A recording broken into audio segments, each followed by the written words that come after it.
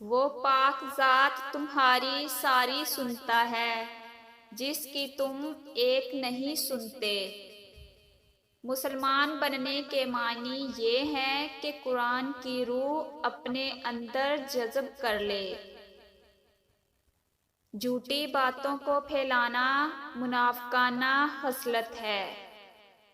حوصلہ افزائی کرنا سیکھیے، پریشان تو سبھی کرتے ہیں۔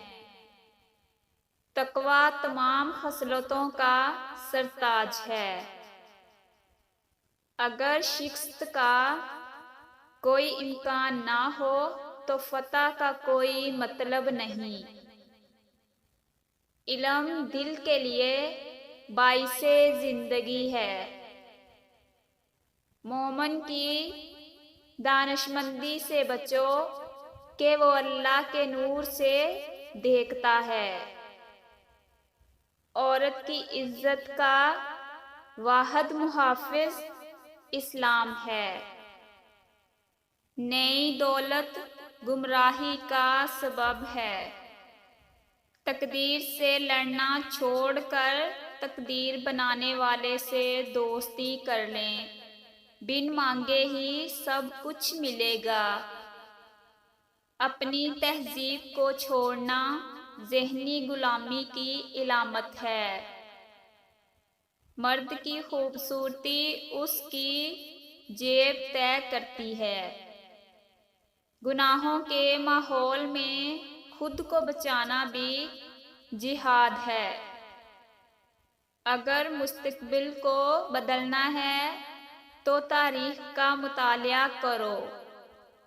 قرآن مجید کا خلاصہ ہے، بندے سے توڑ، خدا سے جوڑ۔ تقدیر کے لکھے پر کبھی شکوہ نہ کر اے انسان، تو اتنا عقل مند نہیں کہ رب کے راز سمجھ سکے۔ اللہ سے بات کرنے کے لیے الفاظ کی ترتیب ضروری نہیں۔ جو نماز نہ پڑھے اس کا کوئی دین نہیں۔ جو چیز تجھ کو حق تعالیٰ سے غافل کر دے وہ دنیا ہے۔ کبھی ہم نے دل سے یہ دعا مانگی کہ بھلے کچھ نہ بھی ملے اللہ مل جائے۔ اعلیٰ ترین عبادت نماز ہے۔ اللہ کے قوانین سے ہٹنے والا کبھی محفوظ نہیں رہتا۔ اگر واقعی تم میں کوئی خوبی ہو تو شوخی مت مارو۔ دین عبادت سے شروع ہوتا ہے اور اخلاق پر مکمل ہوتا ہے۔ لوگوں کو حق بات بھی وہ پسند ہے جو ان کے حق میں ہو۔ تجربے میں آیا ہے کہ زیادہ سمجھدار اور بیوقوف میں فرق نہیں، کیونکہ یہ دونوں ہی کسی کی نہیں سنتے۔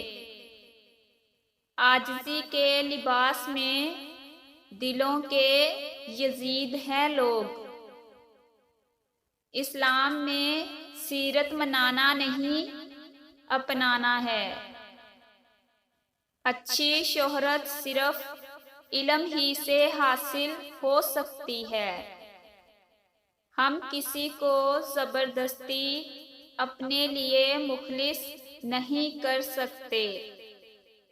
کسی کا راز تلاش نہ کرو، معلوم ہو جائے تو فاش نہ کرو۔ جب تک حقیقی معنوں میں اللہ پاک کی طرف رجوع نہیں کریں گے بے چین ہی رہیں گے۔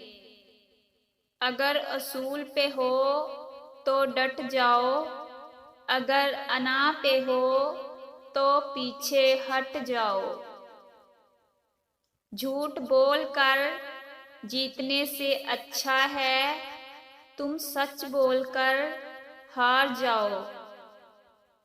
اچھے اخلاق میں میٹھا بولنا ہی نہیں بلکہ کڑوی بات کو برداشت کرنا بھی شامل ہے۔ امن چاہتے ہو تو کان اور آنکھ استعمال کرو لیکن زبان بند رکھو۔